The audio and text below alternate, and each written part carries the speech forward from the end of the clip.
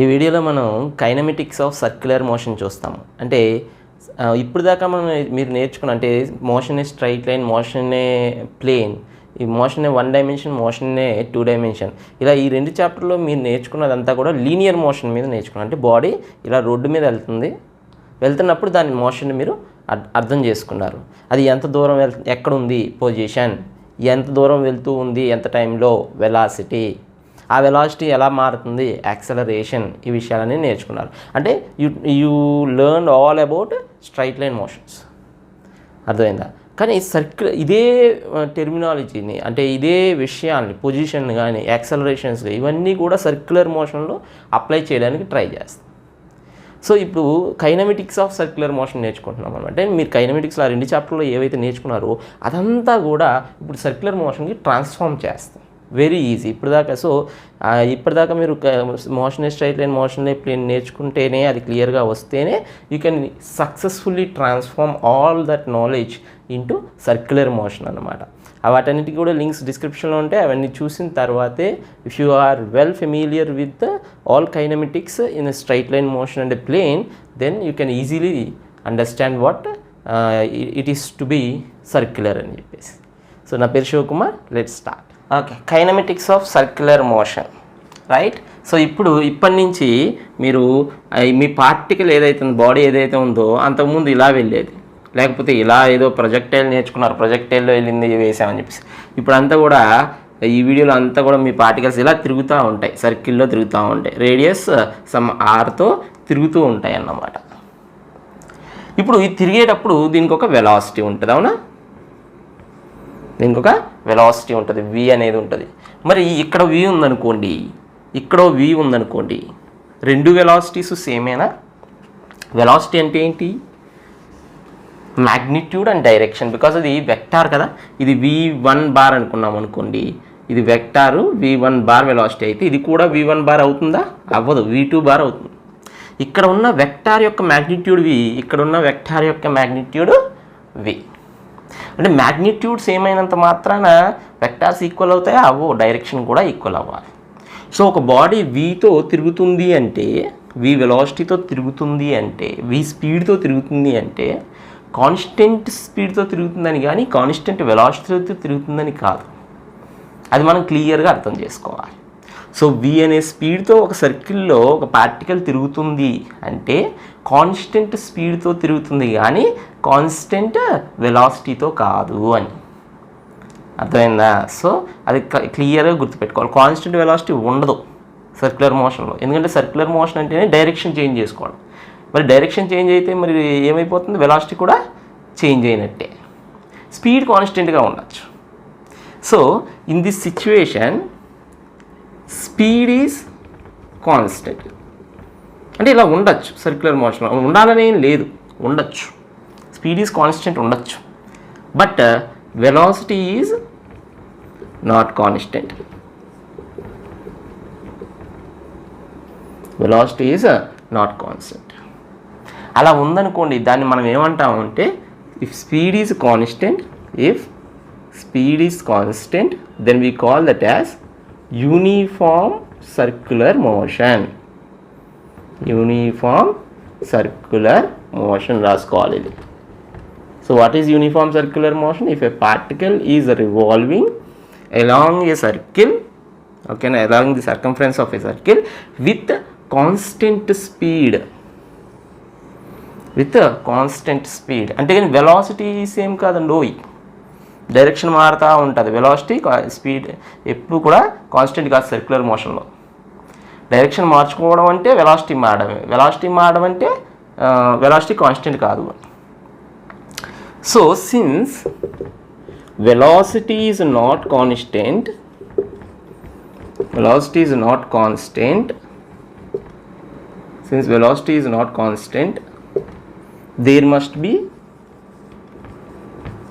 there must be an acceleration.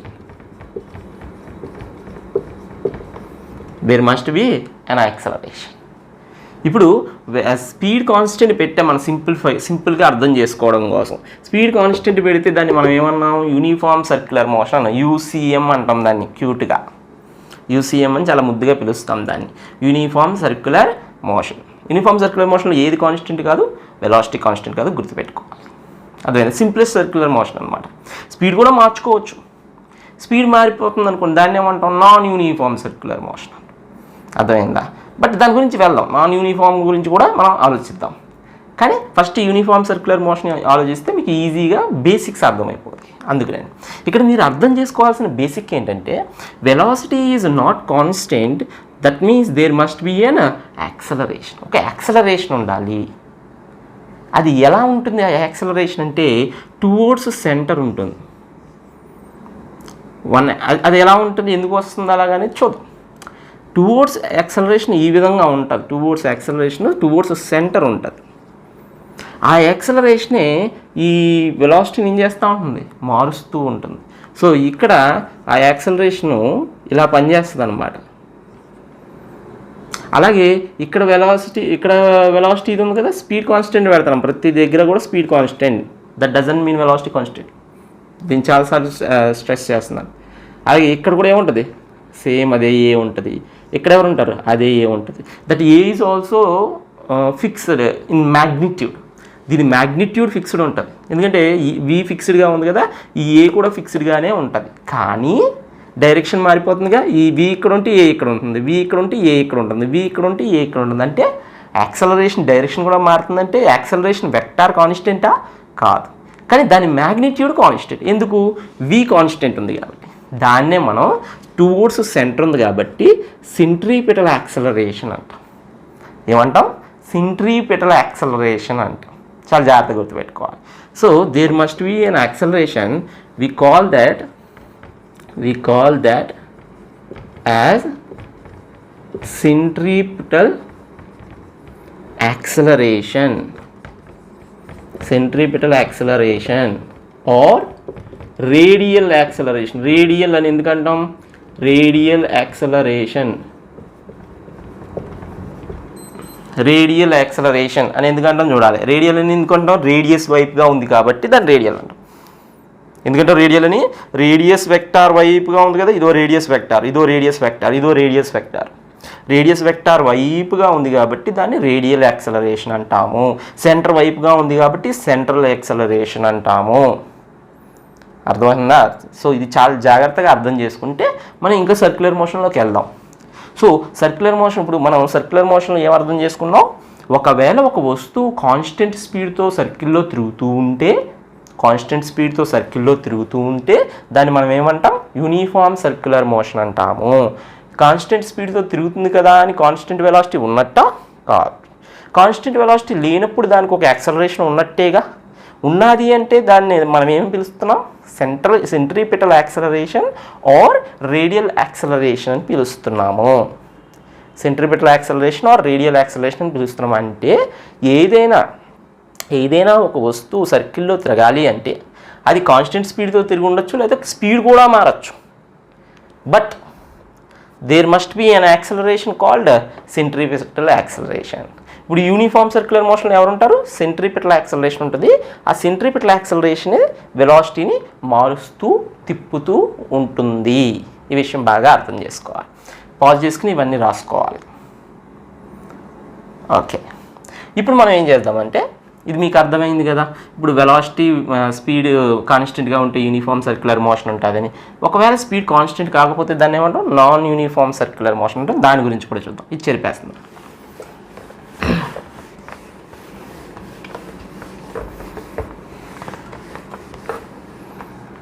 Right, ఇప్పుడు సర్కిల్లో ఒక వస్తువు తిరుగుతుంది. ఓకేనా? ఇక్కడేమో వెలాసిటీ మ్యాగ్నిట్యూడ్ ఎంత ఉంది? స్పీడ్ v ఉంది, v1 ఉంది. ఇక్కడికి వచ్చేటప్పటికి స్పీడ్ v2 అయిపోయిందంటే స్పీడ్ ఈజ్ ఆల్సో చేంజింగ్. జాగ్రత్తగా చూసుకోవాలి. అర్థమవుతుందా? స్పీడ్ కూడా చేంజ్ అవుతుంది. అంటే కంపల్సరీ మామూలుగా స్పీడ్ కాన్స్టెంట్ ఉంటేనే వెలాసిటీ చేంజ్ అయినట్టు. ఇక్కడ స్పీడ్ కాన్స్టెంట్ లేదు, వెలాసిటీ కూడా కాన్స్టెంట్ లేదు, రెండు కాన్స్టెంట్ లేవు. అర్థమైందా? If speed of particle in circular motion is not constant, then we call, then it is non-uniform circular motion. Non-uniform circular motion. జాగ్రత్త రాసుకోవాలి. So here speed is not constant. Speed of particle in circular motion is not constant. Speed is not constant. అర్థమైందా? Speed అనేది constant కాదు అని. ఇప్పుడు జాగ్రత్తగా ఇక్కడికి వచ్చేసాయి. నేనేమన్నాను? స్పీడ్ కాన్స్టెంట్ అయినా దేర్ ఈజ్ ఏ యాక్సలరేషన్. ఏముంటుంది? స్పీడ్ కాన్స్టెంట్ అయినా దేనికి యాక్సలరేషన్ ఉంటుంది? ఏసీ. వెలాసిటీ ఏమో ఇలా ఉంటుంది, స్పీడ్ ఏమో ఆ విధంగా ఉంటుంది. ఏసీ అనేది ఈ స్పీడ్ని ఏం చేస్తుంది? డైరెక్షన్ని మారుస్తుంది. ఓకే, ఏసీ అంటే ఏంటి? Centripetal acceleration. Centripetal acceleration used to change direction. Centripetal acceleration దేనికి వాడతాము? Used to change the direction. దాని డైరెక్షన్ చేంజ్ చేయడానికి. కానీ ఇక్కడ V ఉన్నది కాస్త V1 ఉన్నది కాస్త ఇక్కడికి వెళ్ళిపోయేటప్పటికి ఏమైపోయింది? V2 అయిపోయింది. ఇటు ఏసీనే ఉంటుంది. అర్థమైందా? ఆ ఏసీ ఏం చేస్తుంది? డైరెక్షన్ చేంజ్ చేస్తుంది. మరి V1 నుంచి V2కి ఎవరు తీసుకెళ్తున్నారు? V1 నుంచి V2కి ఎవరో తీసుకెళ్తున్నారు. వారిని మనం టాంజెన్షియల్ యాక్సలరేషన్ అంటాం. ఏమన్నాం? టాంజెన్షియల్ యాక్సలరేషన్ అంటాం. సో చాలా జాగ్రత్తగా, 2 సార్లు ఎందుకు గీయడం? 2 సార్లు ఇది చెరిపేస్తా. ఇక్కడ చూడండి, ఇటువైపు మనకి ఏసీ ఉంది, ఇటువైపు ఎవరున్నారు? ఏసీ ఉన్నారు. Centripetal acceleration. But this centripetal acceleration is used to change the direction. AC centripetal acceleration cannot change speed. ఈ స్పీడ్ని చేంజ్ చేయలేదు సెంట్రిపిటల్ యాక్సలరేషన్. ఎందుకు? సెంట్రిపిటల్ యాక్సలరేషన్ ఇప్పుడు ఎలా ఉంటుంది? వెలాసిటీకి పర్పెండిక్యులర్గా ఉంటుంది. మరి వెలాసిటీ ఏమో టాంజెన్షియల్గా ఉంటుంది. ఎప్పుడు కూడా సర్కిల్లో గుర్తుపెట్టుకోవాలి. ఏంటది? Velocity is tangential. Velocity is tangential and AC is radial. Radial acceleration అని చెప్పేసి అనుకున్నాం కదా. Centripetal acceleration is radial, AC is radial. మరి ఇదేమో ఇలా ఉంది, ఇదిగో V1 ఇలా ఉంది, ఏసీ ఇలా ఉంది. ఏసీ ఇలా ఉంటే దాని డైరెక్షన్ని మారుస్తుంది కానీ దాని స్పీడ్ని మార్చలేదు, దాని మ్యాగ్నిట్యూడ్ మార్చలేదు. ఏదైనా ఒక వస్తువు మ్యాగ్నిట్యూడ్ మార్చాలి అంటే యాక్సలరేషన్ ఎలా ఉండాలి? స్పీడ్ ఎటుందో అటువైపే ఉండాలి. స్పీడ్ ఎటుందో అటువైపే యాక్సలరేషన్ ఉండాలి. వెలాసిటీ డైరెక్షన్ ఎటుందో అటువైపే ఉండాలి దాని మ్యాగ్నిట్యూడ్ మార్చాలంటే. లేదంటే దానికి ఆపోజిట్ అని ఉండొచ్చు. అటువైపే ఉందనుకోండి, వెలాసిటీ పెరుగుతుంది, మ్యాగ్నిట్యూడ్ ఏమవుతుంది? పెరుగుతుంది. ఆపోజిట్ ఉందనుకోండి, ఏమవుతుంది? వెలాసిటీ తగ్గిపోతుంది. అర్థమైందా? కానీ అటన్నా అంటే దాని వైపు కన్నా దానికి ఆపోజిట్ కన్నా ఉండాలి. దానికి పర్పెండిక్యులర్గా ఉంటే ఇట్ కెనాట్ చేంజ్. ఎందుకంటే దానికి కాంట్రిబ్యూషన్ ఏమి ఉండదు. ఆ యాక్సలరేషన్ పెర్పెండిక్యులర్గా ఉందనుకోండి, వెలాసిటీ ఎలా ఉంది, యాక్సలరేషన్ ఇలా పెర్పెండిక్యులర్గా ఉంది. There is no contribution of this acceleration along velocity to change its magnitude. So something other than this AC is required to change that velocity, change that speed. Who is changing that? Some other acceleration, we call that as AT, and AT is a tangential acceleration. ఇది ఎలా ఉంటుంది? Tangent వైపుగా ఉంటుంది. అంటే AT అనేది tangential acceleration అనేది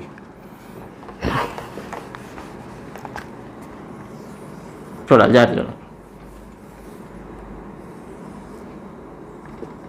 this is R, this is V, and ఈ direction ఏముంటుంది?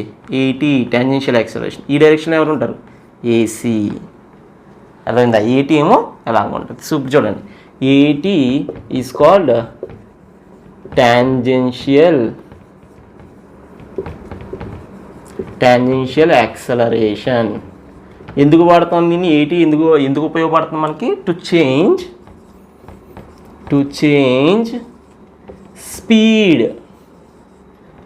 Speed of particle.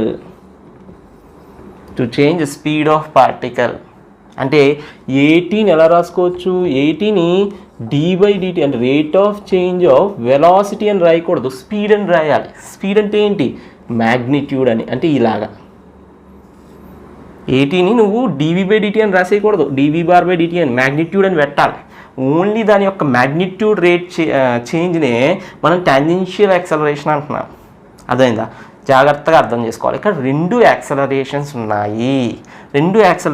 ఒకటేమో దాని ఇచ్చే డైరెక్షన్ని మారుస్తుంది, ఇంకొకటేమో దాని యొక్క వెలాసిటీ యొక్క మ్యాగ్నిట్యూడ్ని మారుస్తుంది. సో వెలాసిటీ డైరెక్షన్ మార్చేదేమో సెంట్రిపిటల్ యాక్సలరేషను, వెలాసిటీ మ్యాగ్నిట్యూడ్ని మార్చేది టాంజెన్షియల్ యాక్సలరేషన్. సో రెండు యాక్సలరేషన్స్ ఉన్నాయి అంటే, ఫర్ ఎగ్జాంపుల్ ఇక్కడ రెండు ఉన్నాయి, ఇది ఒక ఏసీ ఉంది, ఇది ఒక ఏటీ ఉంది. ఈ రెండు పెర్పెండిక్యులర్గా ఉంటాయి ఎప్పుడు. ఎందుకు పెర్పెండిక్యులర్ ఉంటాయి ఏసీ ఏటీ ఎప్పుడు కూడా? అది కూడా ఇంకో పాయింట్ ఇక్కడ రాసుకోండి. ఒకటి టాంజెన్షియల్, ఒకటి a c is always perpendicular to a t. A c bar is always perpendicular to a t. రెండు కూడా ఎప్పుడు పర్పెండిక్యులర్ ఉంటాయి. ఒకటేమో టాంజెన్షియల్, ఒకటేమో రేడియల్. కాబట్టి ఇప్పుడు రెండింటికి రిజల్టెంట్ ఏదైతే ఉందో అది నెట్ యాక్సలరేషన్ అంటాం. దాన్ని ఏ అంటాం. ఏంటంటే నెట్ యాక్సలరేషన్. అంటే పార్టికల్ మీద ఏసీ ఒక్కటే ఉందనుకోండి, దెర్ ఇస్ నో ఏటీ. ఏసీ ఒక్కటే ఉంటే ఏ కైండ్ ఆఫ్ మోషన్ వస్తుంది మనకి? యూనిఫామ్ సర్క్యులర్ మోషన్ వస్తుంది. అలా కాకుండా ఏసీ ఏటీ రెండు ఉన్నాయనుకోండి, మనకి ఏమొస్తుంది? నాన్ యూనిఫామ్ సర్క్యులర్ మోషన్ వస్తుంది. ఏసీ ఏటీ ఉన్నప్పుడు నెట్ యాక్సలరేషన్ అంతా ఏ. మరి ఏకి ఫార్ములా ఏంటి రాద్దాం. ఇది పాజ్ చేసి ఇది రాసుకోండి. ఫస్ట్ బోర్డు అయిపోయిందిగా, పాజ్ చేసి ఇది రాయండి, ఏకి ఫార్ములా రాద్దాం. రైట్? ఇంపార్టెంట్ పాయింట్స్ అన్నీ ఇవన్నీ కూడా ఏసీఏటీల గురించి చాలా క్లియర్గా తెలియాలి, లేకపోతే కష్టం. ఓకే,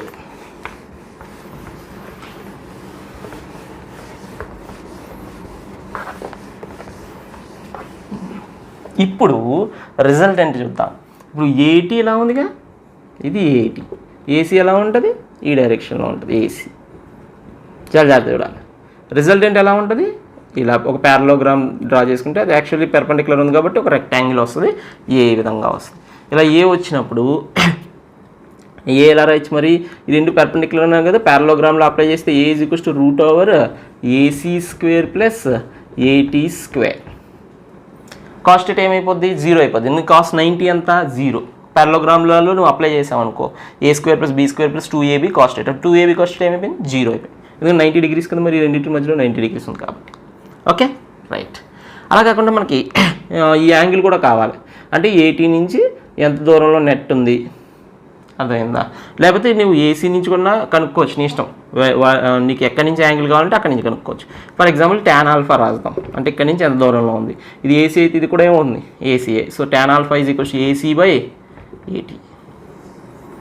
ఒకవేళ ఇక్కడ ఆల్ఫా రాసామనుకో, AT/AC వస్తుంది. Whatever you want. For example ఇక్కడ నుంచి బీటా రాసుకుందాం. బీటా రాసావు, tan బీటా ఫార్ములా ఏమవుతుంది చెప్పు?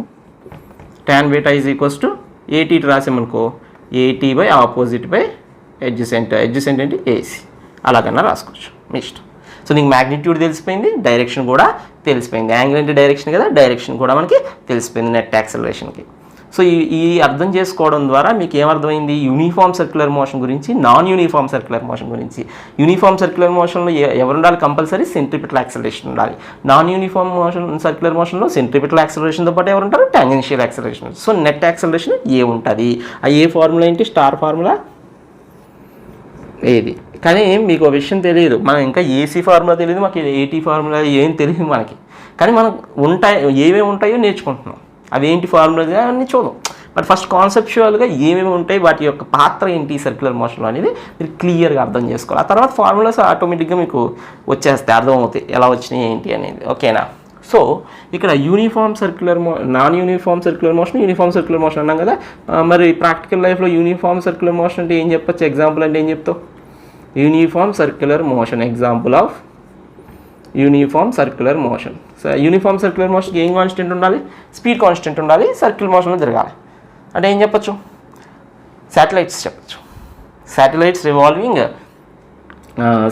Revolving earth. ఇది ఎర్త్ అనుకోండి, this is earth, this is satellite. ఈ శాటిలైట్స్ సర్క్యులర్ ఆర్బిట్స్లో తిరుగుతాయి. శాటిలైట్స్ ఎలా తిరుగుతాయి? సర్క్యులర్ ఆర్బిట్స్లో తిరుగుతాయి. ఆ సర్క్యులర్ ఆర్బిట్స్తో ఎలా తిరుగుతాయి? కాన్స్టెంట్ స్పీడ్తో తిరుగుతాయి. సో వాటిని మనం యూనిఫామ్ సర్క్యులర్ మోషన్కి ఎగ్జాంపుల్గా చెప్పుకోవచ్చు. సో అక్కడ రాసుకోండి, satellites orbiting earth are an example for circular motion రాసుకోవాలి. రాసుకున్నారా?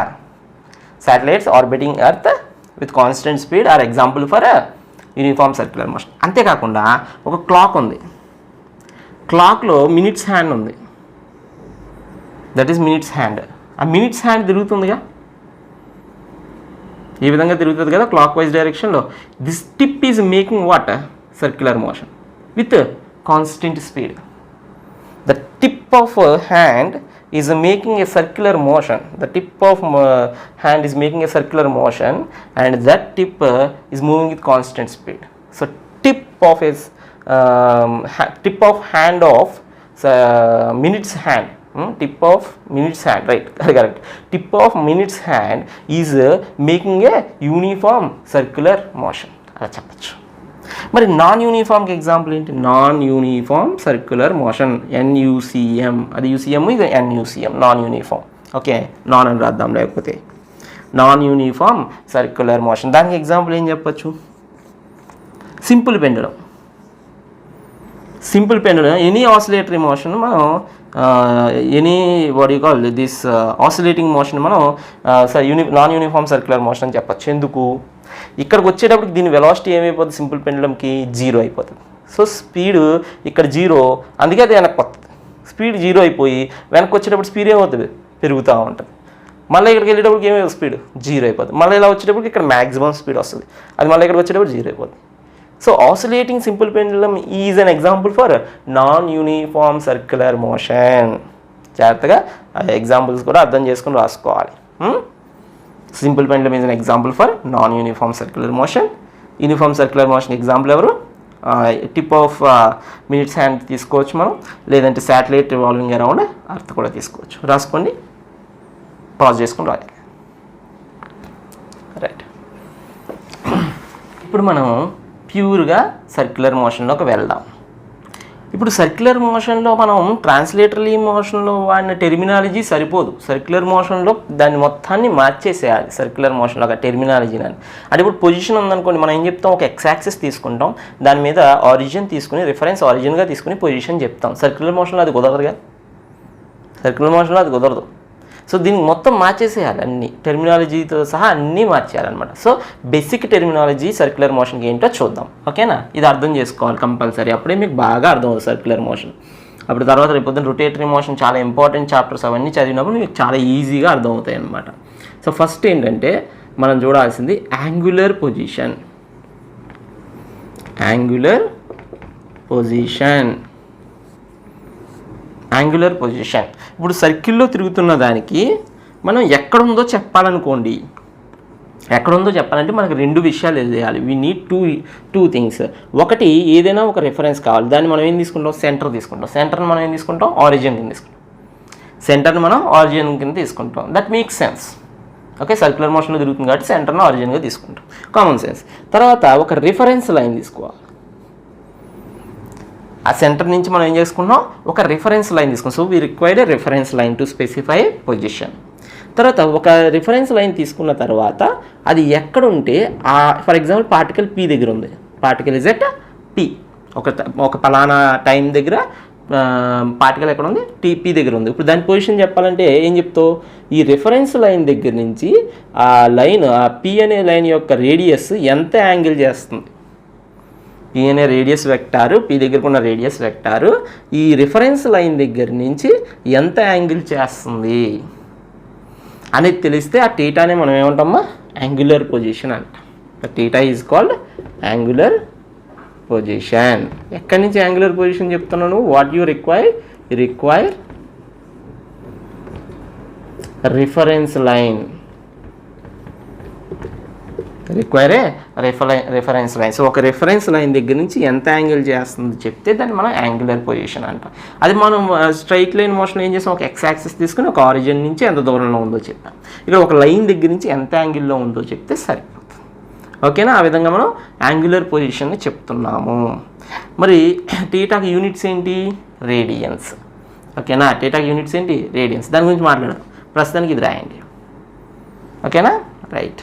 పొజిషన్ గురించి తెలిసింది కాబట్టి మనకి స్ట్రైట్ లైన్ మోషన్లో పొజిషన్ గురించి తెలిసింది. డిస్ప్లేస్మెంట్ నేర్చుకున్న తర్వాత డిస్ప్లేస్మెంట్ ఏంటి? ఫైనల్ పొజిషన్ ఎంత దూరం అది ట్రావెల్ చేసింది, ఫైనల్గా ఎక్కడ ఉంది, ఇనీషియల్ నుంచి ఫైనల్కి ఎంత దూరం ఉంది, దాన్ని కదా మనం డిస్ప్లేస్మెంట్ అని చెప్పాం.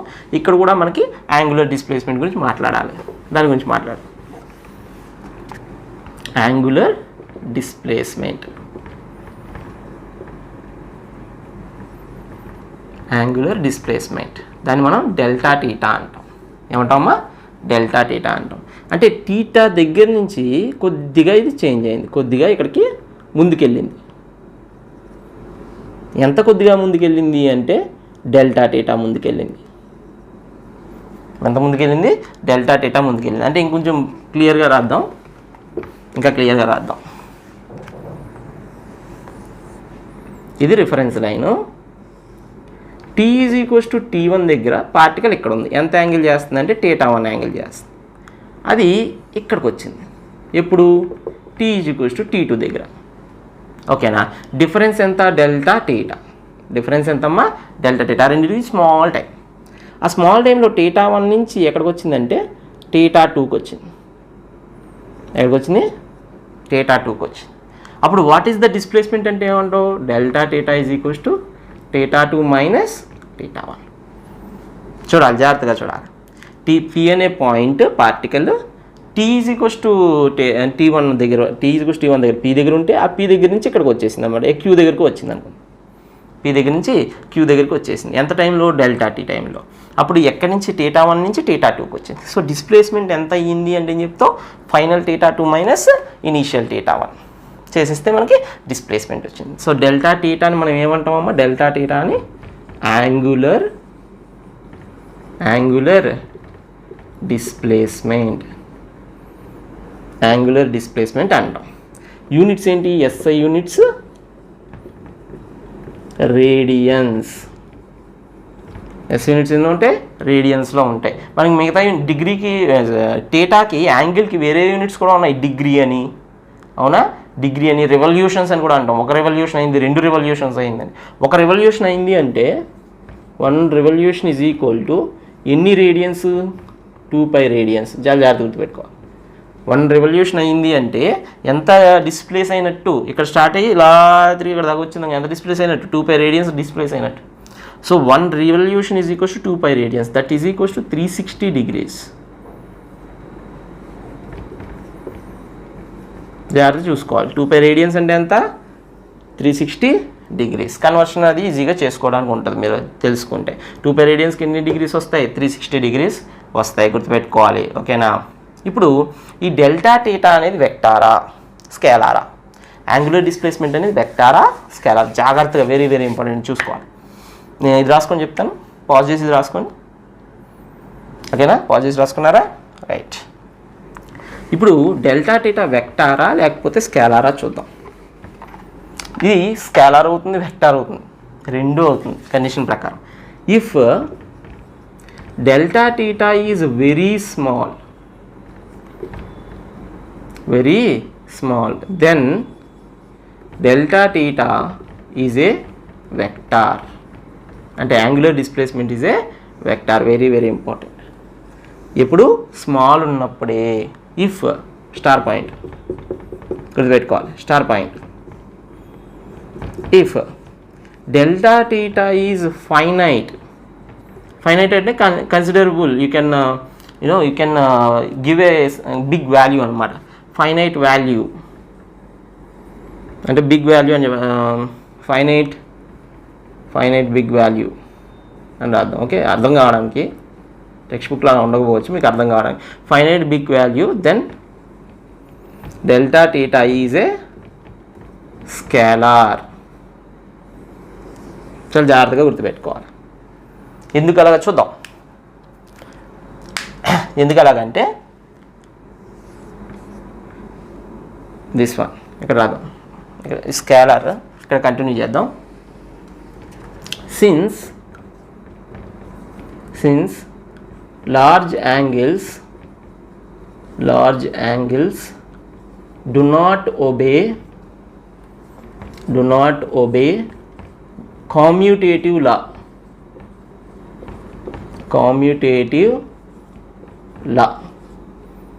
వాట్ ఈస్ కామ్యూటేటివ్ లా చూద్దాం. మనం వెక్టార్ ఎడిషన్స్లో నేర్చుకున్నాం కామ్యూటేటివ్ లా అది ఇది అని, అది ఒకసారి చూద్దాం ఇక్కడ. ఓకేనా, కామ్యూటేటివ్ లా అంటే ఏంటి? A bar plus B bar is equals to B bar plus A bar అని కామ్యూటేటివ్ లా అంటాం. But if thetas are big, okay, θ1 displacement, θ2 displacement is not equal to θ2 displacement plus θ1 displacement.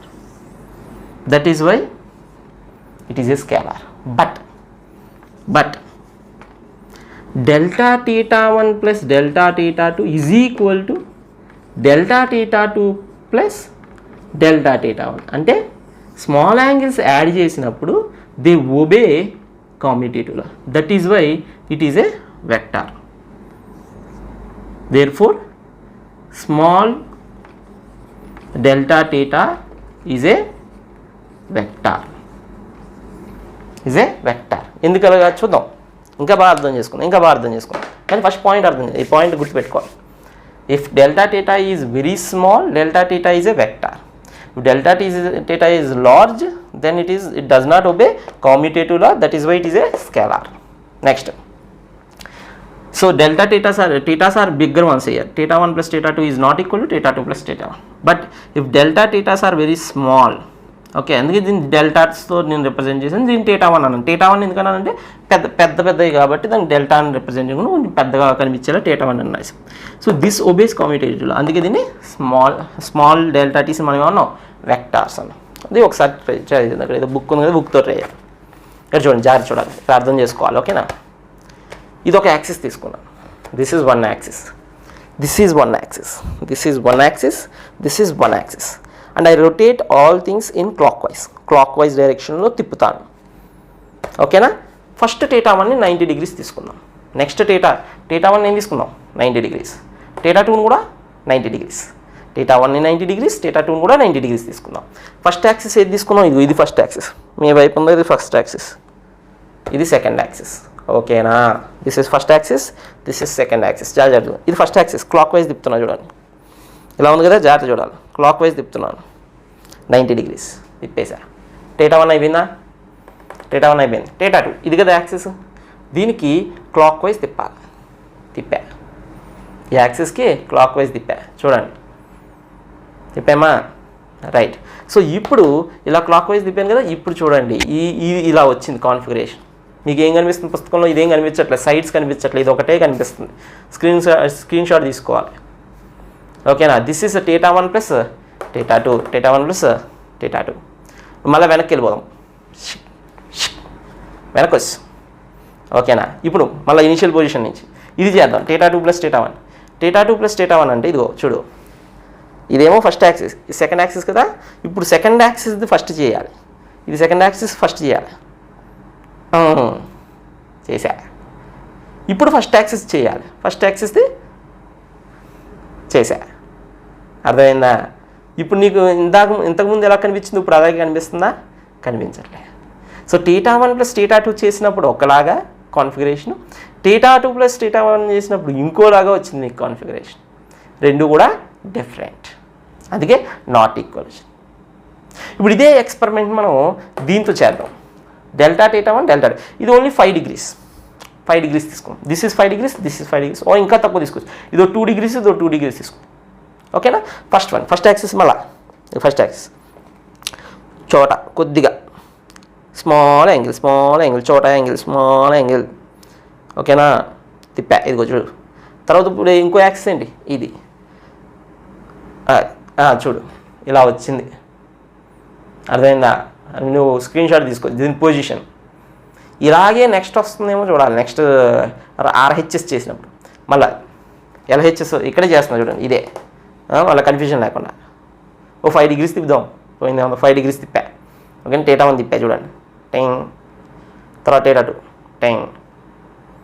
ఓకేనా, నా వైపు మంచిగా slope వచ్చింది, నా వైపు మంచిగా స్లోప్ ఇటువైపు ఇలా వాలుగా వచ్చింది బుక్. మళ్ళీ వెనక్కి వెళ్ళిపోదాం, ఇనీషియల్ పొజిషన్కి వెళ్ళిపోదాం. ఇప్పుడు θ2 ఫస్ట్ చేయాలి. θ2 అంటే ఇది 5 degrees, అది నా వైపు ఉంచుకున్నా. ఇప్పుడు ఇది ఫస్ట్ యాక్సిస్ చేయాలి. అది చూడండి, ఎగ్జాక్ట్గా ఇందాక ఏమొచ్చిందో అది వస్తుంది. ఎగ్జాక్ట్గా ఇందాక ఏమొచ్చిందో అది వచ్చింది. సో స్మాల్ యాంగిల్స్ చేసినప్పుడు నీకు కాన్ఫిగరేషన్ ఏం మారలే. అందుకని చెప్పేసి ఇవి నీకు వెక్టార్ అయింది, ఇదేమో స్కేలార్ అయింది. ఫినిష్. రాసుకోవాలి, పాజ్ చేసి రాసుకోవాలి. మరి డెల్టా టీటా వెక్టార్ అన్నాగా, స్మాల్ డెల్టా టీ అన్నా వెక్టార్. వెక్టార్ అంటే దానికి ఏం చెప్పాలి? డైరెక్షన్ చెప్పాలి. ఇది చాలా ఇంపార్టెంట్. మ్యాక్సిమం అన్ని యాంగులర్ థింగ్స్కి. ఇప్పుడు డిస్ప్లేస్మెంట్ నేర్చుకున్నావు, ఏం నేర్చుకున్నావు? డిస్ప్లేస్మెంట్ నేర్చుకున్నావా? కాదు, యాంగులర్ డిస్ప్లేస్మెంట్ నేర్చుకున్నావు. తర్వాత వెలాసిటీ కాదు, యాంగులర్ వెలాసిటీ. తర్వాత యాక్సలరేషన్ కాదు, యాంగులర్ యాక్సలరేషన్. అన్ని సర్క్యులర్ మోషన్లో కన్వర్ట్ చేస్తాం అన్నమాట. ఎన్నిటికి ఏముంటాయి? వెక్టార్ అంటే డైరెక్షన్ ఉంటాయి. ఆ డైరెక్షన్ ఎలా చెప్తావు? ఇదిగో right hand thumb rule. For example ఇక్కడ ఉన్న పార్టికల్ ఇక్కడికి షిఫ్ట్ అయింది. ఎంత షిఫ్ట్ అయింది? Delta theta, small delta theta. అప్పుడు దాన్ని వెక్టార్ అంటాం. మరి వెక్టార్ అంటే డెల్టా టీటా అంటే కొలవచ్చు. ఇక్కడ డెల్టా టీటా మ్యాగ్నిట్యూడ్ కొలవచ్చు. 3 degrees తిరిగింది, 3 degrees తిరిగింది. మరి డైరెక్షన్ ఏం చెప్తాం? డైరెక్షన్ ఏం చెప్తాం అంటే ఇక్కడ నుంచి ఇక్కడికి వెళ్ళింది అనుకో, పీ నుంచి క్యూకి వెళ్ళింది. ఓకేనా? రైట్ హ్యాండ్ తీసుకో, రైట్ హ్యాండ్ తీసుకోవాలి. బోన్ చేసేది, బోన్ చేసే చేయి తీసుకుని ఇది ఎటు వెళ్తుందో అటువైపు ఫోల్డ్ చేయి. సెంటర్ దగ్గర పెట్టి, సెంటర్ దగ్గర పెట్టు చెయ్యి పెట్టి, అది ఎటు వెళ్తుందో అటు ఫోల్డ్ చేయి. అప్పుడు నీ థంబ్ చూపెడుతుంది. Your thumb shows direction of delta T bar. So right hand thumb rule, right hand thumb rule ఏంటి? Right hand thumb rule, curl fingers along, curl fingers of right hand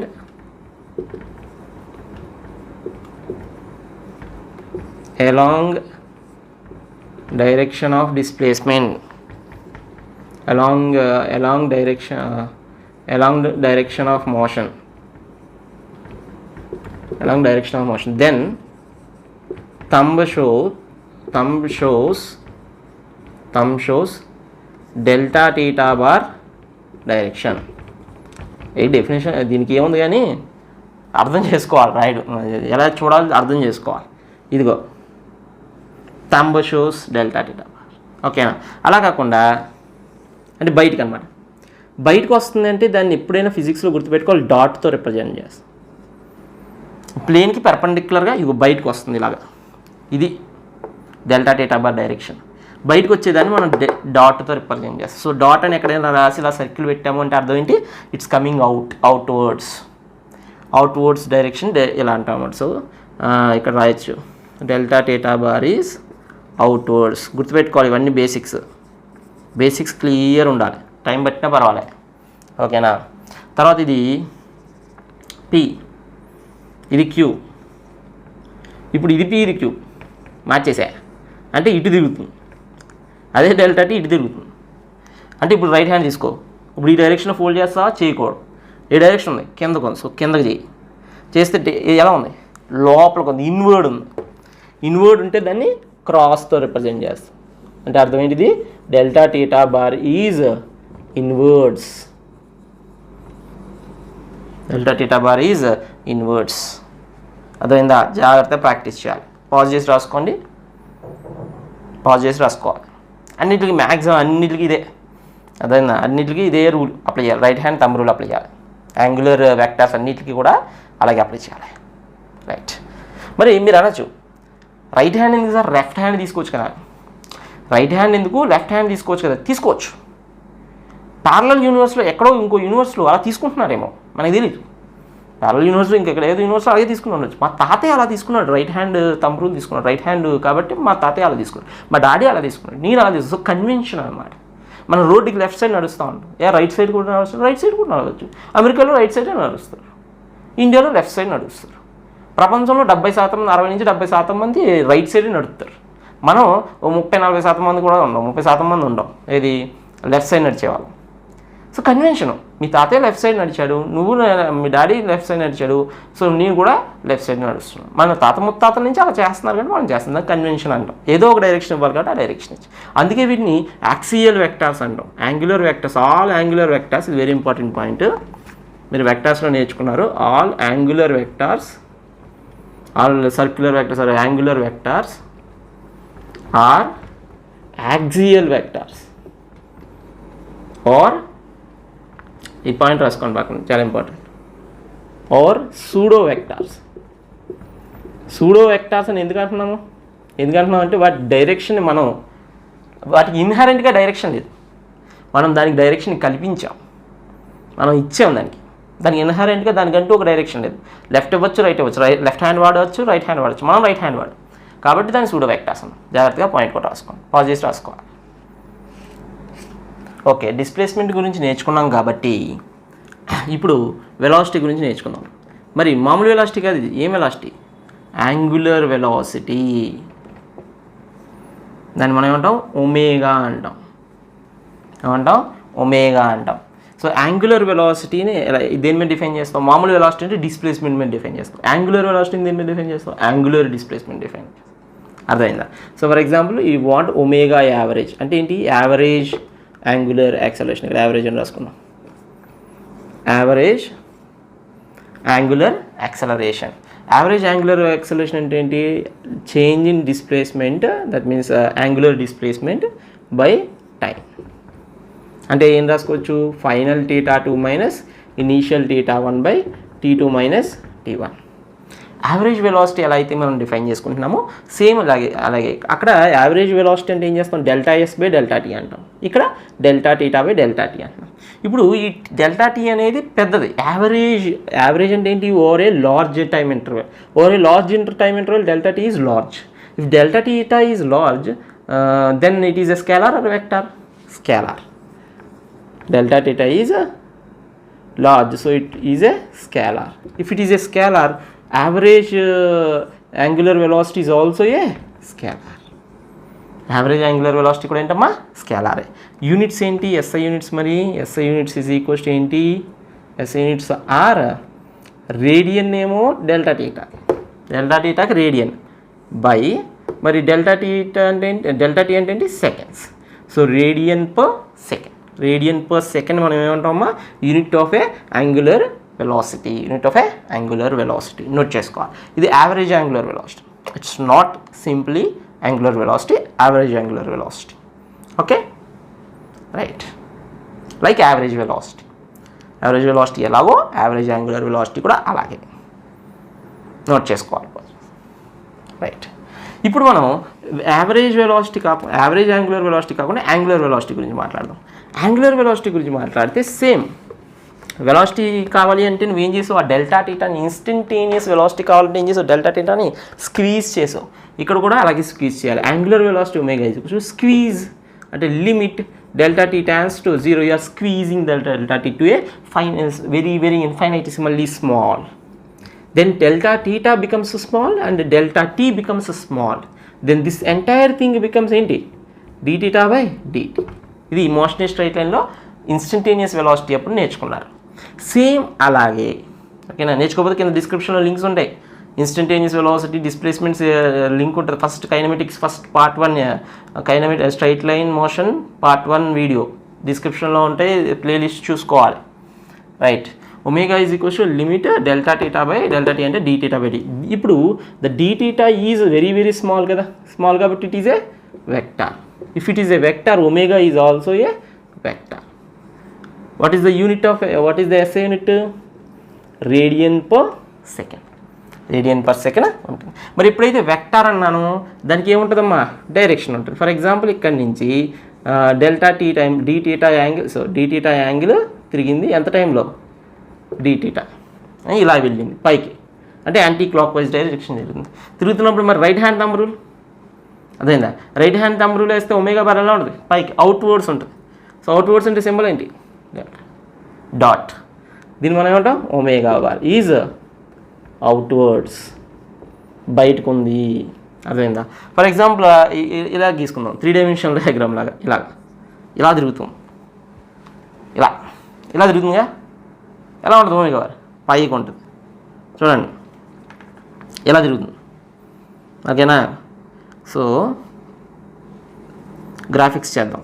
ఇది centre, ఇది భుజం కనిపిస్తుందా? ఎలా తిరుగుతుందో అది ఇలా తిరుగుతుంది అనమాట. ఓకేనా? ఇలా తిరుగుతుంటే ఇది right hand thumb rule. So right hand thumb rule పెట్టామనుకోండి, రైట్ హ్యాండ్ థంబ్ రూల్ పెడితే ఇక్కడ ఏదైనా ఎమోజీ గీద్దాం. రైట్ హ్యాండ్ థంబ్ రూల్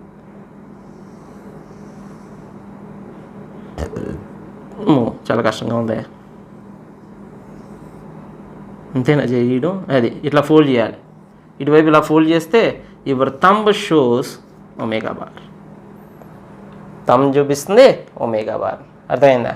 రాసుకోవాలి. పాజ్ చేసి నోట్ చేసుకోండి. చెయ్యి కొంచెం అందంగా తీసుకోండి. ఇలా గీయాలి చెయ్యి. ఓకేనా? పని చేద్దాం. చాలే, ఆర్ట్ వర్క్ చాలు. రైట్. నెక్స్ట్ ఇప్పుడు వెలాసిటీ అయిపోయింది కదా, దాని గురించి కొంచెం మాట్లాడదాం. ఎగ్జాంపుల్స్ మాట్లాడదాం. ఓకే, ఇప్పుడు if capital T is time period. Capital T ఏంటమ్మా? Time period. What is time period? Time period అంటే ఏంటి? Time taken for one revolution. Time taken for one revolution ఏమంటే ఒక్కసారి తిరగడానికి పట్టే సమయాన్ని మనం ఏమంటాం? టైం పీరియడ్ అని. ఒక్కసారి కంప్లీట్ సర్కిల్ తిరగడానికి పట్టే. ఓకేనా? So omega is equals to formula ఏంటి మనకి? Delta theta by delta T కదా. ఒక్కసారి ఒక్క రెవల్యూషన్ అంటే ఎంత? ఒక్క రెవల్యూషన్ అంటే ఇందాక చెప్పుకున్నాం. ఒక్క రెవల్యూషన్ అంటే ఎంత? For one revolution how much angle? One revolution how much angle? 2π radians angle. Okay, so this delta T is 2π by time period ఎంత టైం పట్టింది దానికి ఒక రెవల్యూషన్ చేయడానికి? Time period T. So what is the omega and time period relation? Very very very very very important. Star star star star. ఓకేనా? Angular velocity and time period relation omega is equals to 2π/t రాసుకోవాలి. అదే మనం ఫ్రీక్వెన్సీలో చెప్దాం అనుకున్నాం అనుకో.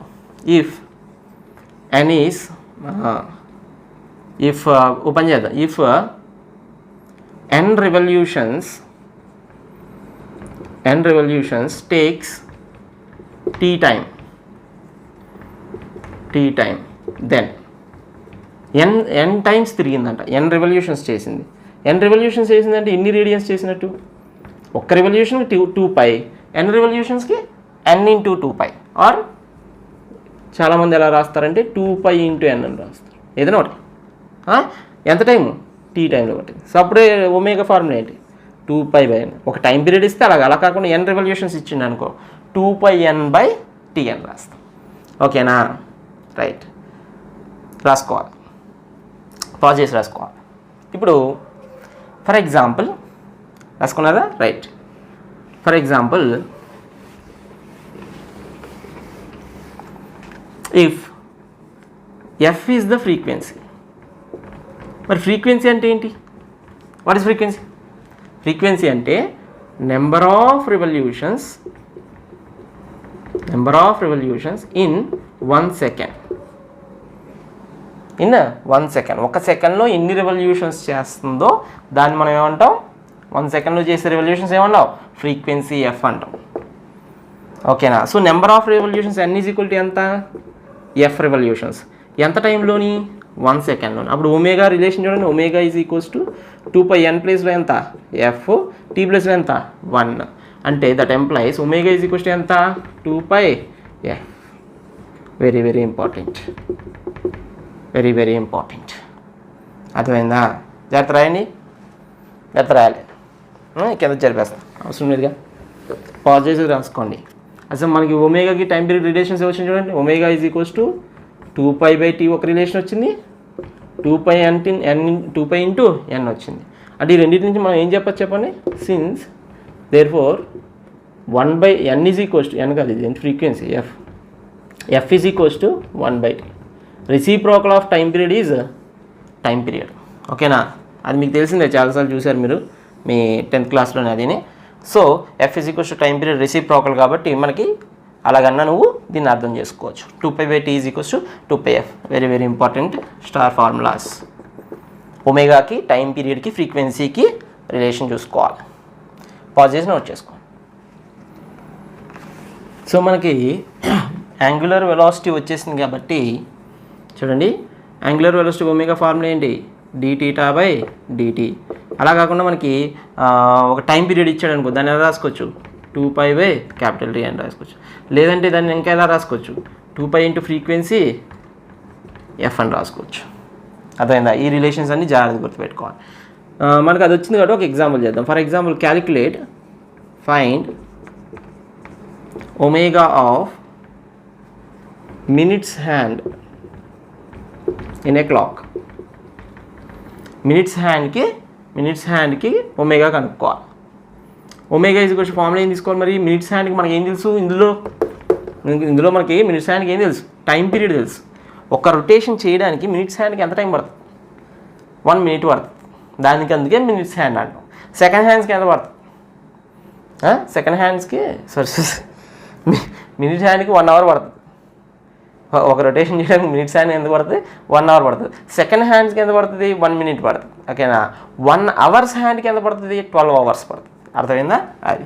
So 2π by time period of minutes hand ఎంత? 60, అంటే 1 hour కదా, 60 minutes.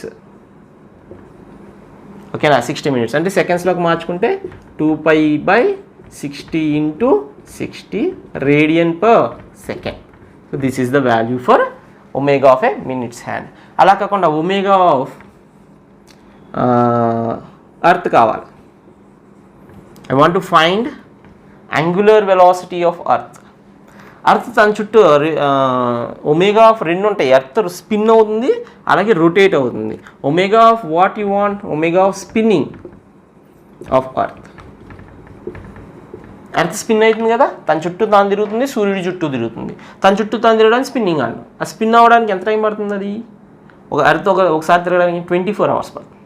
So omega of earth అంటే ఏం చెప్తావు? Omega is equals to 2π by time period. What is the time period? 24 hours. 24 hours అంటే 24 × 60 × 60 రేడియన్స్ పర్ సెకండ్. సో అర్థకి ఎలా calculate చేస్తావు? 2π by 24 × 60 × 60 అలా నోట్ చేసుకోవాలి. ఇప్పుడు యాంగులర్ వెలాసిటీ గురించి డిస్కస్ చేసాం కాబట్టి ఇక తర్వాత ఉన్న ఫిజికల్ క్వాంటిటీ ఏంటో గెస్ చేయొచ్చు మీరు. ఏంటది? Angular acceleration. యాంగులర్ యాక్సలరేషన్ అంటే సింబల్ ఏంటి? ఆల్ఫా. యాంగులర్ యాక్సలరేషన్ సింబల్ ఏంటమ్మా? ఆల్ఫా. సో ఆల్ఫాని ఎలా డిఫైన్ చేయొచ్చు? లైక్ యాక్సలరేషన్ ఫార్ములా చెప్పండి. ఏకి ఫార్ములా ఏంటి? ఏ ఈజ్ ఈక్వల్స్ టు dv/dt. అక్కడ v బదులు ఇక్కడ ఏం వాడాలి? ఒమేగా వాడాలి. అక్కడ ఏ బదులు ఇక్కడ ఏం వాడాలి? ఆల్ఫా వాడాలి. So alpha is equals to rate of change of angular velocity. దీన్ని మనం యాంగులర్ యాక్సలరేషన్ అంటాం. అలా అనొచ్చు. లేదంటే ఆల్ఫా ఈజ్ ఈక్వల్స్ టు ఏం రాయొచ్చు మనం? d/dt ఆఫ్ ఒమేగా బదులు ఏం రాయొచ్చు? dθ/dt. అంటే ఆల్ఫాని ఎలా రిప్రజెంట్ చేయొచ్చు? Double derivative d²θ. డెరివేషన్స్ లేకపోతే డిఫరెన్షియేషన్ వీడియో చూడాలన్నది మ్యాథమెటికల్ టూల్స్లో ఉంటుంది, లేదంటే మోషన్ స్ట్రైట్ లైన్లో పార్ట్ 2 వీడియో అదైందా ప్లేలిస్ట్లోకి వెళ్ళి చూసుకోవాలి. మోషన్ స్ట్రైట్ లైన్లో part 2 differentiation. Alpha is equals to d²θ/dt². Okay, అలా రాయొచ్చు. సో ఆల్ఫాకి ఫార్ములాలు మనం dω/dtని అప్పుడప్పుడు అలా కూడా చూపిస్తారు, కంగారు పడకూడదు డబల్ డెరివేటివ్ ఏంటి అని. Okay, just it is dω/dt ఇలాగన్నా రాయొచ్చు. లేదంటే ఇప్పుడు ఏకి మనం ఎప్పుడు కూడా లీనియర్లో మనం ప్రాబ్లమ్స్ చేసినప్పుడు చాలా అద్భుతంగా 2 ఫార్మ్స్ రాసుకునేటాము. A is equals to dv/dt ఒకటి అవసరమైతే, లేదంటే v × dv/dx ఒకటి రాసుకునేటాము. అవునా, మీకు గుర్తుందా? అదే ఇక్కడ కూడా రాయొచ్చు కావాలంటే. Alpha is equals to dω/dt బదులుగా ఇది కూడా రాసుకోవచ్చు, ఒమేగా × dω/dθ. అక్కడ ఎక్స్ ఎలాగో ఇక్కడ థీటా అలాగ కదా, అక్కడ వి ఎలాగో ఇక్కడ ఒమేగా అలాగా, అక్కడ ఏ ఎలాగో ఇక్కడ ఆల్ఫా అలాగా. చాలా జాగ్రత్తగా అలా కన్వర్ట్ చేసుకోవాలి. సో ఇప్పుడు we are transforming ourselves from linear motion to a circular motion. So కొద్ది కొద్దిగా నువ్వు చంద్రముఖిలా మారిపోతున్నావు మెల్లమెల్లగా యాంగులర్ మోషన్లోకి మారుతున్నాము. ఓకేనా? So we are converting linear motion into angular motion. Pause చేసుకుని నోట్ చేసుకోవాలి. యాంగులర్ థింగ్స్ నేర్చుకున్నాము, లీనియర్ థింగ్స్ ఉన్నాయి మన దగ్గర. సో లీనియర్కి యాంగులర్కి రిలేషన్స్ చూస్తాం. ఫర్ ఎగ్జాంపుల్ అంటే let's see relation between angular velocity and linear velocity. Linear velocity అంటే ఏంటి? v. ఇప్పటి నుంచి ఉత్తి వెలాసిటీ అని పిలవడం, లీనియర్ వెలాసిటీ అని పిలవాలి. ఎందుకంటే మన డిక్షనరీలో యాంగులర్ థింగ్స్ వచ్చినాయి కాబట్టి వాటిని డిఫరెంట్గా చూడడానికి లీనియర్ అని మాట్లాడుతున్నాం. అదేనా? లీనియర్ వెలాసిటీ అంటే ఏదో కొత్తది కాదు, మనకు తెలిసిన వెలాసిటీయే. ఓకే, సో ఒక సర్కిల్లో ఒక పార్టికల్ వెళ్తుంది అనుకుందాం. పి అనే పాయింట్ దగ్గర నుంచి క్యూ అనే పాయింట్కి వెళ్ళింది. ఎంత స్పీడ్తో వెళ్ళింది? వి అనే స్పీడ్తో. ఎంత డిస్టెన్స్ వెళ్ళిందంటే ఎస్ డిస్టెన్స్ వెళ్ళింది. ఎంత యాంగిల్ చేసింది? టీటా యాంగిల్ చేసింది. రేడియస్ ఎంత? ఆర్. స్టోరీ అది. సో వి అనే స్పీడ్తో వెళ్తుంది, ఎస్ అనే డిస్టెన్స్ చేసింది. ఎంత టైంలో? టీ అనే టైంలో ఎస్ అనే డిస్టెన్స్ తిరిగింది ఆర్క్ మీద. దాన్ని ఆర్క్ లెంత్ అంటాం. రేడియస్ ఏమో ఆర్. ఆర్క్ లెంత్కి రేడియస్కి టీటాకి రిలేషన్. ఆర్క్ ఫార్ములా అంటాం. ఆర్క్ ఫార్ములా ఏంటి? ఆర్క్ ఫార్ములా ఏంటి గుర్తుందా? స్ట్రైట్ లైన్ మోషన్లో అది మనం నేర్చుకున్నాం. ఆర్క్ ఫార్ములా ఏంటంటే arc length is equals to radius into theta. గుర్తుపెట్టుకోవాలి. ఆర్క్ ఫార్ములా ఏంటి? ఆర్క్ లెంత్ ఏంటి? ఎస్. ఇది arc length is equals to radius into theta. దాన్ని మనం ఆర్క్ ఫార్ములా అంటాం. సో వెలాసిటీని మనం ఎలా రాసుకోవచ్చు? Velocity is equals to d s by d t. Velocity is equals to d s by d t. S బదులు మనం ఏం రాయొచ్చు? R theta. ఆర్ కదా, ఆర్ ఇంటూ టీటా రాసుకోవచ్చు. ఆర్ కాన్స్టెంట్ కాబట్టి బయటకు వచ్చేస్తే V is equals to velocity is equals to R into d theta by d t. But d theta by d t అంటే ఏంటి? Omega. So what is the relation between V omega అంటే ఏం చెప్తావు? V is equals to R omega. Star formula. Relation between V and omega. Velocity of a particle is equals to radius into omega. చాలా జాగ్రత్తగా గుర్తుపెట్టుకోవాలి. V is equals to R omega. దీనికి vector form కూడా ఉంటుంది. Vector form కూడా గుర్తుపెట్టుకోవాలి. ఇంకా వెక్టార్స్లో మీరు క్రాస్ ప్రొడక్ట్స్ అవి చదివి ఉండకపోతే ప్రస్తుతానికి ఇది గుర్తుపెట్టుకోండి. మీకు తర్వాత తెలుస్తుంది దీని విషయం. ఓకేనా? సందర్భం వచ్చింది కాబట్టి ఈ ఫార్ములా చెప్తాం. Sorry, omega bar cross r bar. ఓకేనా? ఒకవేళ క్రాస్ ప్రొడక్ట్ రాకపోతే కంగారు పడకండి. ఈ ఫార్ములా గుర్తుపెట్టుకుంటే సరిపోద్ది ప్రస్తుతానికి. ఆ ఫార్ములా రాసి పెట్టుకోండి. Vector form. వీకి ఒమేగా ఫార్ములాకి ఏంటి రిలేషన్ ఏంటి? V is equals to R omega. ఈ ఫార్ములా గురించి కొంచెం మాట్లాడతాం. ఓకేనా? ఇది పాజ్ చేసి నోట్ చేసుకోండి. రైట్. ఆ ఫార్ములా గురించి ఒకసారి కొద్దిగా మాట్లాడదాం.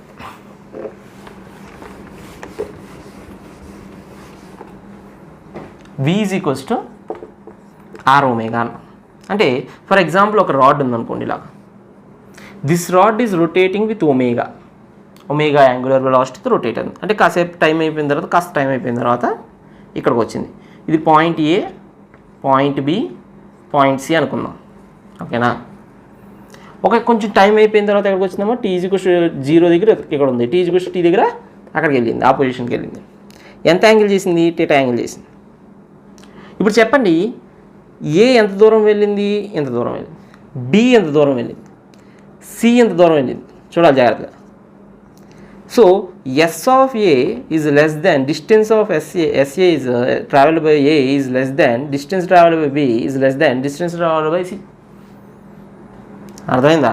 సో ఎస్ఏ, ఎస్బి, ఎస్సి అనేవి డిఫరెంట్ ఉన్నాయి. కానీ బట్ ఇక్కడ రాద్దాం. S A is less than S B less than S C. But ఈ theta A is equal to theta B is equal to theta C. అన్నీ ఒకటే angle తిరిగినాయి. Angle is same.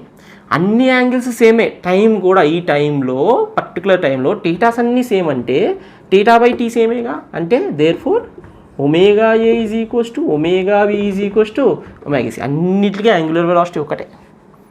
Every point on the rod angular velocity same. But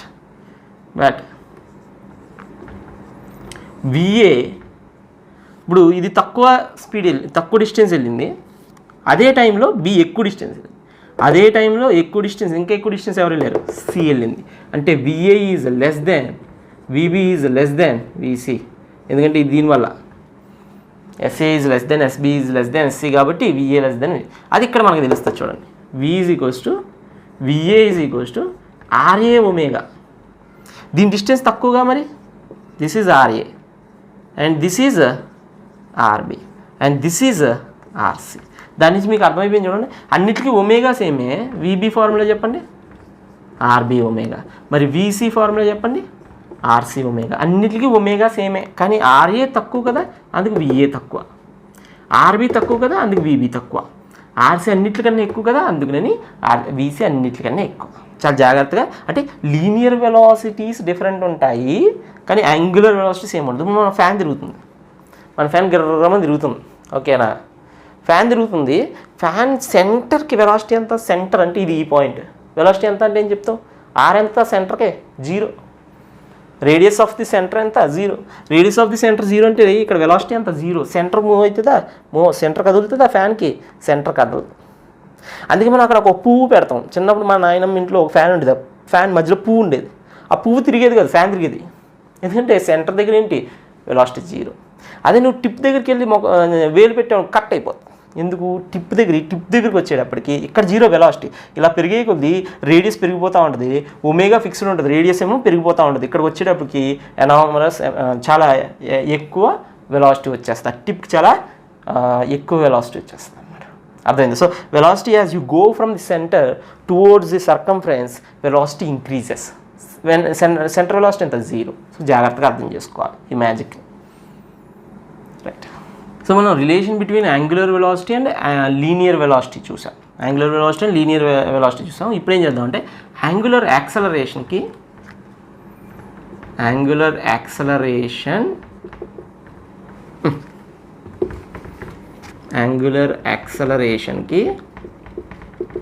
అలాగే linear యాక్సలరేషన్లో కూడా linear acceleration అని రాద్దాం అనుకుంటున్నా, relation between angular acceleration and linear acceleration అని రాద్దాం. కానీ లీనియర్ యాక్సలరేషన్లో ఎన్ని ఉన్నాయి మళ్ళీ మనకి నేను మనం వీడియో స్టార్టింగ్లో చెప్పుకున్నాం, సెంట్రిపెటల్ యాక్సలరేషన్ ఉంటుంది, అలాగే టాంజెన్షియల్ యాక్సలరేషన్ ఉంటుంది.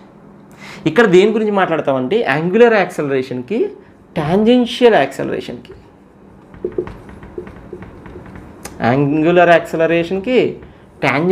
యాక్సలరేషన్కి రిలేషన్ చూస్తున్నాము.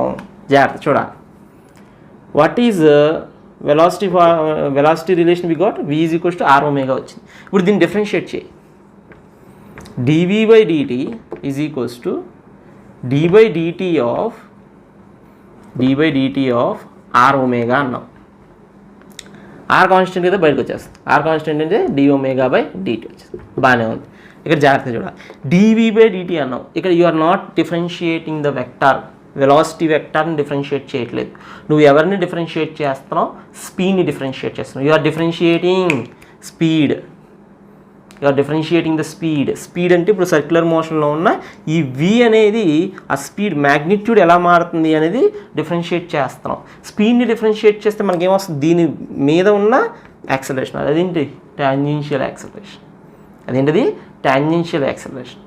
సో మనకి ఇటువైపు ఏసీ ఒకటి ఉంటుంది, అదేంటిది డైరెక్షన్ మారుస్తుంది, వెలాసిటీ యొక్క డైరెక్షన్ మారుతుంది. కానీ స్పీడ్ మార్చేది ఎవరు, tangential acceleration. So dv/dt is not ordinary acceleration, it is a tangential acceleration. at is equals to r into d/dt అంటే alpha. So what is the relation between tangential acceleration and angular acceleration, tangential acceleration at is equals to r into alpha. అది vector form, ఇది గుర్తుపెట్టుకోండి, vector form కూడా రాసి పెట్టుకోండి, మీకు తెలిసిపోతుంది. అప్పుడు వెక్టార్ ఫామ్ ఏంటి, వెక్టార్ ఫామ్ వచ్చేసి మనకి దానికి ఏంటి, v bar is equals to omega bar cross r bar, అలాగే at bar is equals to alpha bar cross r bar, అంతే. దాన్ని ఒకటి గుర్తుపెట్టుకుంటే ఇంకోటి ఈజీగా వచ్చేస్తుంది. at bar is equals to alpha bar cross r bar. అది వెక్టార్ ఫామ్స్ కూడా రాసుకోండి, పాజిటివ్స్లో రాసుకోవాలి.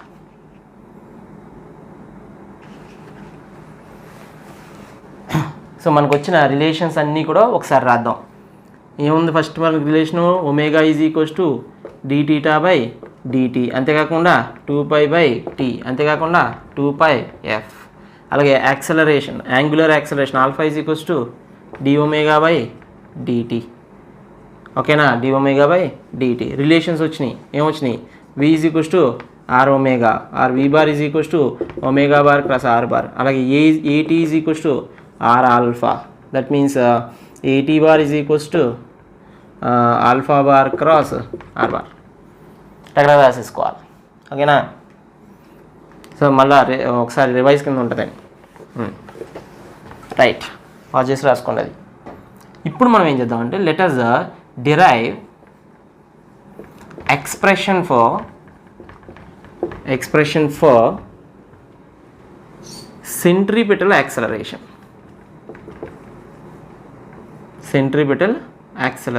Correct, right. సెంట్రిపెటల్ యాక్సలరేషన్, అది సెంట్రిపెటల్ యాక్సలరేషన్కి డెరివేషన్ చేద్దాం. ఎందుకంటే మనకు ఇప్పుడు దాకా చాలా రిలేషన్ చూసాం, టాంజెన్షియల్ రిలేషన్ చూసాం. టాంజెన్షియల్ రిలేషన్ dv/dt, ఆర్ ఏటీ ఈజ్ ఈక్వల్స్ ఆర్ ఆల్ఫా ఇవన్నీ చూస్తాం. కానీ సెంట్రిపిటల్ యాక్సలరేషన్ డెరివేషన్ దానికి ఫార్ములా చూడలేదు. సెంట్రిపిటల్ యాక్సలరేషన్ గురించి చూద్దాం అనుకున్నప్పుడు మనం టాంజెన్షియల్ యాక్సలరేషన్ పెట్టుకోవడం ఏంది కదా, అనవసరం కదా. సో యూసీఎం తీసుకుందాం. ఏం తీసుకుందామా ఫర్ యూసీఎం అంటే ఏంటి, uniform circular motion. Uniform circular మోషన్లో స్పీడ్ కాన్స్టెంట్, వెలాసిటీ వేరియస్.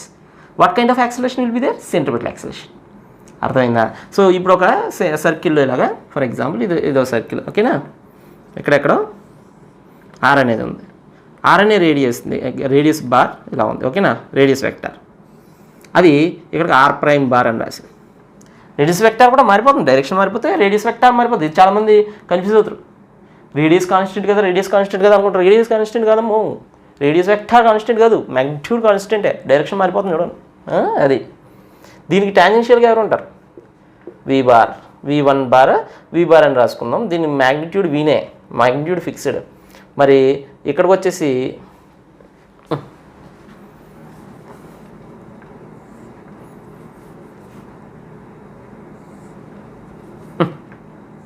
పోతుందండి సర్కిల్, ఓకే. దీనికి పర్పెండిక్యులర్గా V2 బార్, ఇదేమో V1 బార్, అది V2 bar. Are V bar పని చేద్దాం, V bar V prime bar అన్నాం, ఎందుకంటే ఆర్ ప్రైమ్ బార్ అన్నాం కదా. V prime bar, magnitudes fixed, UCM uniform circular motion, magnitude fixed, directions are different. అర్థమవుతుందా? Right. ఇక్కడి నుంచి ఉన్న పార్టికల్ ఇక్కడికి వెళ్ళింది అంటే ఎంత డిస్టెన్స్ వెళ్ళింది, ఎంత డిస్ప్లేస్మెంట్ వెళ్ళింది అంటే డెల్టా ఆర్ బార్. ఈ డైరెక్షన్ వెళ్తుంది కదా, డెల్టా ఆర్ బార్ ఈ విధంగా వెళ్తుందని చెప్పచ్చు. ఇప్పుడు ఇవే వెక్టార్స్ని పక్కన తీసుకుంటే చూడండి, దిస్ ఈజ్ V బార్, ఇదే వెక్టార్ని ఇక్కడ మూవ్ చేశాను, ఆ వెక్టార్ని ఇటు తీసుకొస్తుంది చూడండి, ఇదేమో V ప్రైమ్ బార్, ఓకేనా. అప్పుడు మనకి డెల్టా యూ బార్ అంటే చేంజ్ ఇన్ వెలాసిటీ ఎలా ఉందో చూడండి. Change in velocity delta V bar ఎలా ఉంది చూడండి, ఏ డైరెక్షన్లో ఉంది, towards centre. Delta V bar అనేది టువర్డ్స్ సెంటర్ ఉంది. అందుకే మనకు centripetal acceleration is always in the direction of change in velocity. So change in velocity towards centre ఉంది, ఇలా V బార్ ఉంది, ఇలా V ప్రైమ్ బార్ ఉంది, చేంజ్ ఇన్ వెలాసిటీ ఉంది టువర్డ్స్ సెంటర్ ఉంది. అర్థమైందా? ఈ వెక్టార్ని అక్కడ గీసే అంతే. సో ఇక్కడ రెండు ట్రయాంగిల్స్ వచ్చినాయి మనకి, రెండు సిమిలర్ ట్రయాంగిల్స్ వచ్చినాయి. అర్థమైందా? రెండు సిమిలర్ ట్రయాంగిల్స్, ఎందుకంటే ఇది టేటా అయితే ఇది కూడా టేటాయేగా, ఆ రెండింటి మధ్యలో కూడా ఏముంటుంది, టేటా ఉంటుంది. కాబట్టి మనం ఏం రాయొచ్చు, delta are by r is equals to delta V by V అని రాయొచ్చు. This side by this is equals to this side, similar triangles కాబట్టి. సో దీని నుంచి డెల్టా V అని రాయొచ్చు, delta V is equals to V into delta are by r అని రాసుకోవచ్చు. జాగ్రత్తగా చూసుకోవాలి. V is equals to delta V is equals to V into delta are by r. ఇప్పుడు మనకి యాక్సలరేషన్ అంటే అర్థం ఏంటి, acceleration centripetal acceleration is equals to delta V by delta T, అంతేగా, change in velocity by change in time. మరి delta V బదులు ఇది రాసుకోవచ్చుగా, రాసుకున్నాను అనుకో, V into delta are by R into delta T. జాగ్రత్త చూసుకోవాలి. Centripetal acceleration AC is equals to V by R into, మరి delta are by delta T అంటే ఏంటి, అగైన్ వెలాసిటీయేగా. How much distance you travel is nothing but velocity, displacement by time, dr by dt or delta r by delta t is nothing but again velocity. So what is the centripetal acceleration formula? AC is equals to v square by r. Very very very important star. ఓకేనా? జాగ్రత్తగా pause చేసి note చేసుకోండి, జాగ్రత్త pause చేసి note చేసుకోవాలి. So what is the centripetal acceleration formula? v square by r. Right.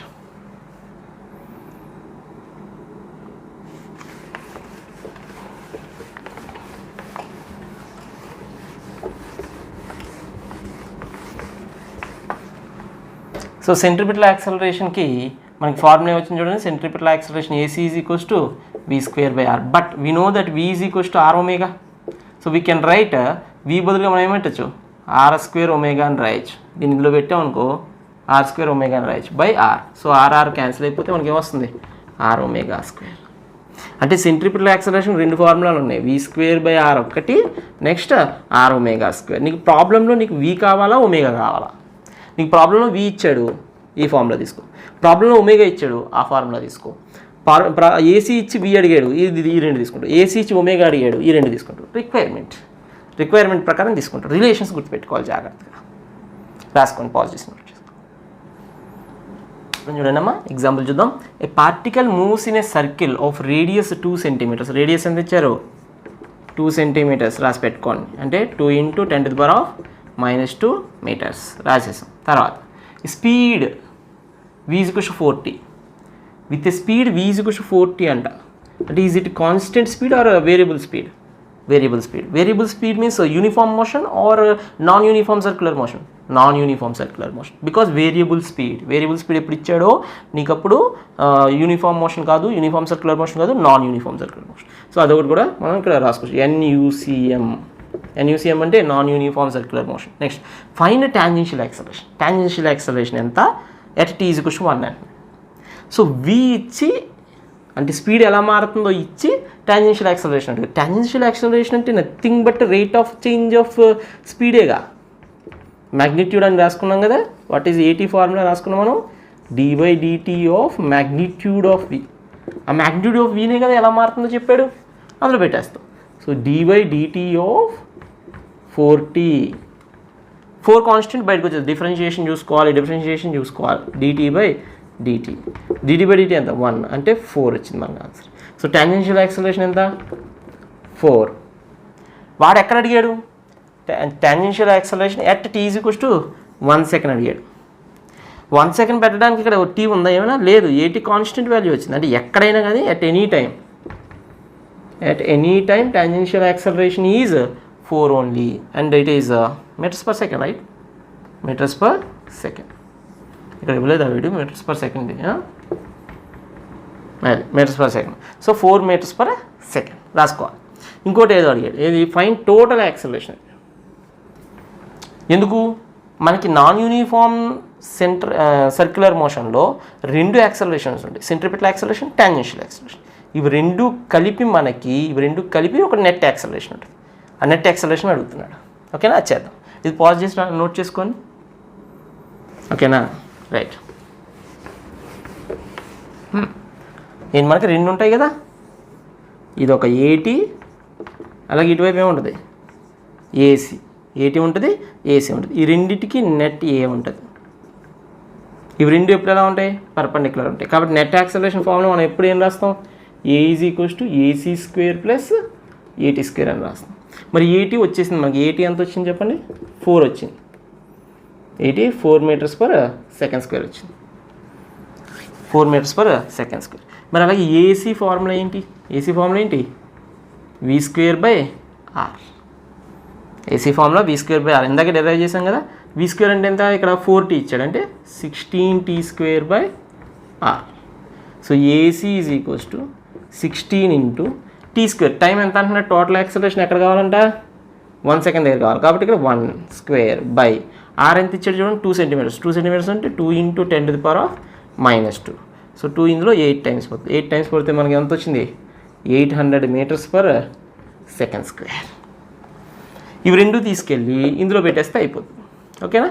So this is equals to √800² + 4². If you see that 4² is very small, 16 is very small when you compare with 800. So answer ఇంచుమించుగా 800 వస్తుంది. అర్థమైంది? ఎందుకంటే 800² + 4² అంటున్నాడు. 4² lily పుట్టు దానికి. అవునా? You can neglect that 4². So total acceleration you will get nearly 800 only. So in the options whichever is very near to 800 you can opt it, right? No need to solve that. Note చేసుకోండి.